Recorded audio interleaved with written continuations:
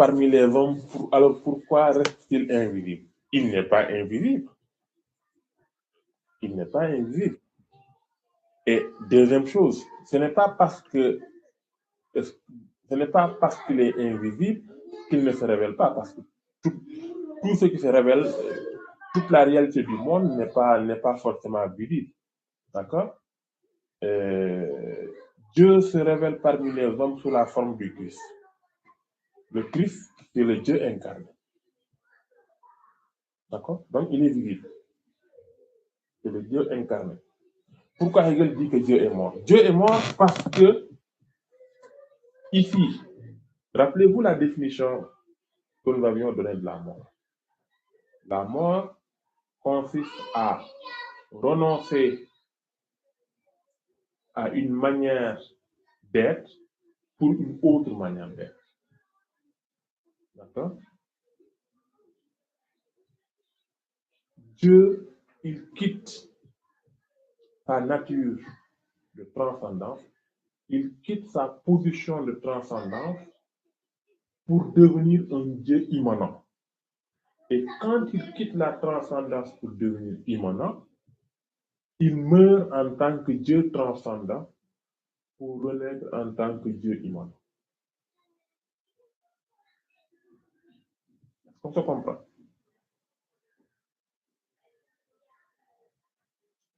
Donc, Dieu, quand il meurt en tant que transcendant et devient immanent, il se confond avec l'homme. Dieu, c'est un homme qui ne s'est pas encore révélé. L'homme est un Dieu qui ne se comprend pas encore comme Dieu. C'est ça la différence. Et c'est à la fin du processus phénoménologique que les deux vont se rencontrer. Parce que le but ultime du processus, c'est la rencontre entre l'homme et Dieu. Alors, c'est quoi la transcendance? Alors là, il y a problème. On sait utiliser un concept que vous connaissez déjà. Le transcendant, c'est ce qui nous dépasse. C'est ce qui est hors de notre contrôle, hors de notre portée. Ce qui est au-dessus de nous. D'accord? Nous, dans les religions révélées auxquelles nous croyons, Dieu, il est transcendant. Ça veut dire que Dieu, il est hors du monde. D'accord? Il est au ciel, il surplombe le monde, etc. Il est hors du monde. Le Dieu immanent, par contre, il est dans le monde. D'accord? Il est dans le monde. Donc, le Dieu immanent, bon, il est dans le monde. Et parce qu'il est dans le monde, il peut aller à la rencontre de l'homme et faire quoi avec lui, fusionner avec l'homme. D'accord? Ici, quand Hegel parle de la mort de Dieu, il parle de la mort physique. Si oui, qu'est-ce qu'il a tué? C'est lui-même qui a choisi la mort pour aller à la rencontre de l'homme. C'est lui-même qui a choisi de mourir pour aller à la rencontre de l'homme. Parce qu'il savait que tant que Dieu est transcendant, il ne peut pas aller, il ne peut pas rencontrer l'homme. Par amour, oui. Il est mort par amour. Dieu est mort par amour. Il est mort par amour pour les hommes. Parce qu'il voulait aller à la rencontre de l'homme. Parce qu'il voulait faire corps avec l'homme et fusionner avec l'homme. Mais pour que ça soit possible, il fallait qu'il renonce à sa transcendance. Et cette renonciation à la transcendance, c'est une première forme de mort. Une fois qu'il a renoncé à la transcendance et qu'il devient un Dieu immanent en la personne du Christ, c'est une première mort. Mais ce n'est pas suffisant. Cette première mort va donner naissance à une deuxième mort, c'est-à-dire la mort du Christ, qui va donner la possibilité à l'avènement d'un Dieu sous forme d'absolu, mais cette fois-ci, dans le Dieu absolu, il n'y a plus de séparation entre l'homme et Dieu, où Dieu se transcendant hors du monde et l'homme dans le monde. Il y a cette fusion, cette connaissance mutuelle, mais cette fusion, elle n'est pas une fusion physique, elle est une fusion intellectuelle qui se décline sous la forme d'une connaissance. À partir du moment où l'homme connaît l'absolu, il devient un Dieu. D'accord?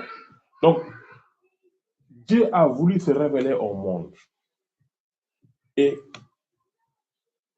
comme il a voulu se révéler au monde, il a renoncé à sa transcendance pour apparaître phénoménal. Rappelez-vous le terme de départ, phénoménologie, pour apparaître. Autrement dit, Dieu renonce à sa transcendance pour apparaître au monde. Et cette apparition au monde ne se fait qu'à partir de la mort de Dieu sous la forme de transcendance. Et donc, vous dites, l'amour se développe plus tard ou au début. En fait, c'est dès le début parce que c'est l'amour qui est la condition de la renonciation à la transcendance. Dieu aime les hommes et il veut aller à leur rencontre. Mais pour qu'il aille à la rencontre des hommes, il faut qu'il renonce à sa transcendance. À quel moment et par quel biais l'homme se comprend comme Dieu à la fin du processus, lorsqu'il va accéder à l'absolu? Quand il accède à l'absolu, il se comprend comme Dieu, parce qu'il a accédé au savoir de lui-même et au savoir du monde en tant que savoir universel. La mort de Dieu chez Hegel dépasse ou contredit la conception de la mort de Dieu chez Nietzsche. En fait, c'est deux logiques différentes. La notion de mort de Dieu chez Nietzsche, elle est à comprendre de manière totalement différente de celle de Hegel. Parce que chez Nietzsche, la mort de Dieu, elle signifie la fin de toute transcendance. C'est vrai. D'accord? Mais pourquoi c'est différent? Parce que chez Hegel, Hegel considère que Dieu en tant que transcendant, il existe. Sauf que Nietzsche considère que Dieu en tant que transcendant, c'est une illusion. Et il n'existe pas. C'est ça la différence. Quand Nietzsche parle de la mort de Dieu, il parle de cet événement où l'être humain découvre que le Dieu transcendant n'était qu'une illusion. Et donc, quand l'être humain découvre l'illusion dans laquelle il était, il renonce à cette idée d'un Dieu transcendant pour se concentrer sur le monde réel. Et donc, voilà la raison pour laquelle, chez Nietzsche, la mort de Dieu, ce n'est pas la mort de Dieu en tant que réalité, mais la fin de cette illusion de la transcendance. Et donc, voilà la raison, voilà la différence fondamentale. Maintenant, le débat consiste à se demander si Hegel est athée. Parce que sa conception de Dieu,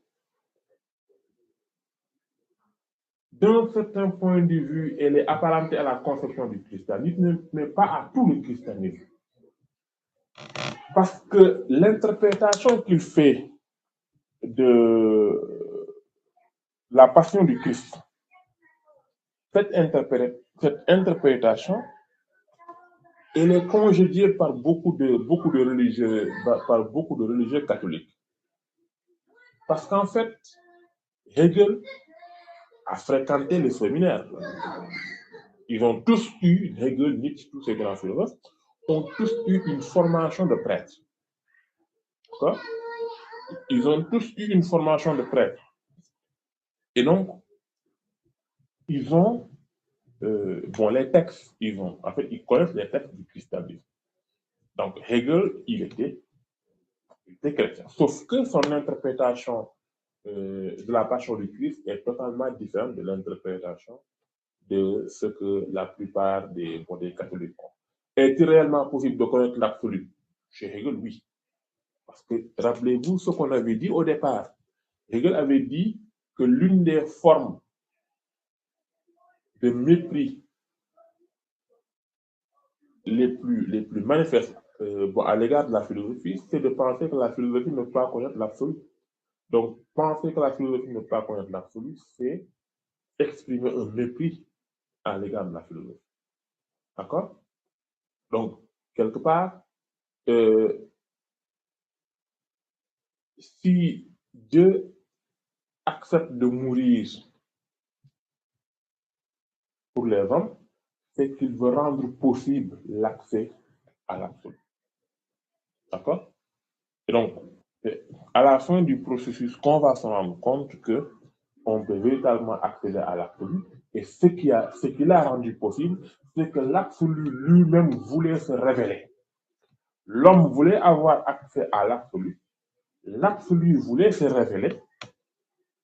Et donc, c'est la raison pour laquelle la rencontre était possible. La rencontre entre l'homme et l'absolu. Sauf que cette rencontre entre l'homme et l'absolu, paradoxalement, n'est pas une rencontre entre deux inconnus, c'est une rencontre entre deux faces d'une même réalité. L'homme, c'est Dieu. Un Dieu qui s'ignore. Dieu, c'est un homme qui ne sait pas encore répondre.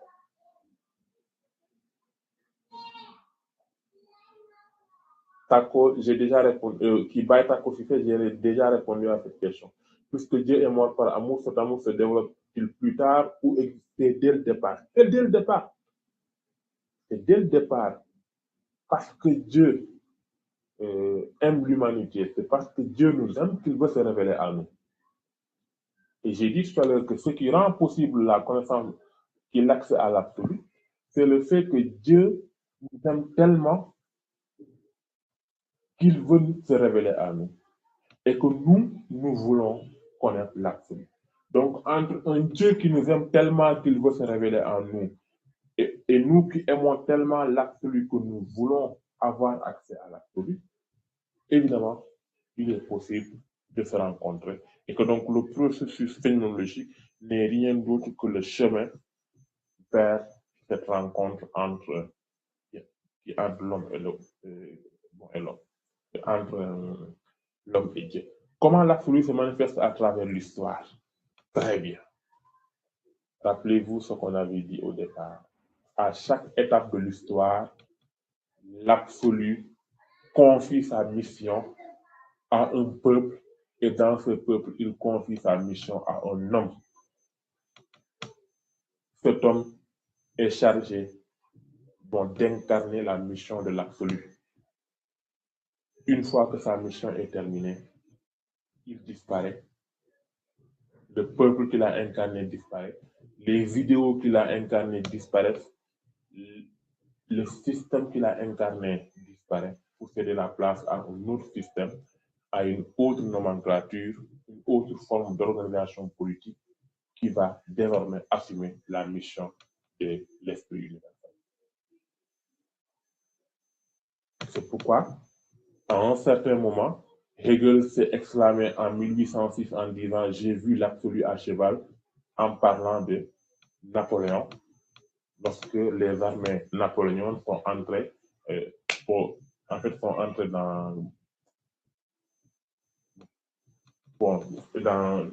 dans Berlin et dans Iéna pour conquérir toute l'Allemagne. Contrairement à ses contemporains, Hegel voyait la manifestation de l'absolu. D'accord?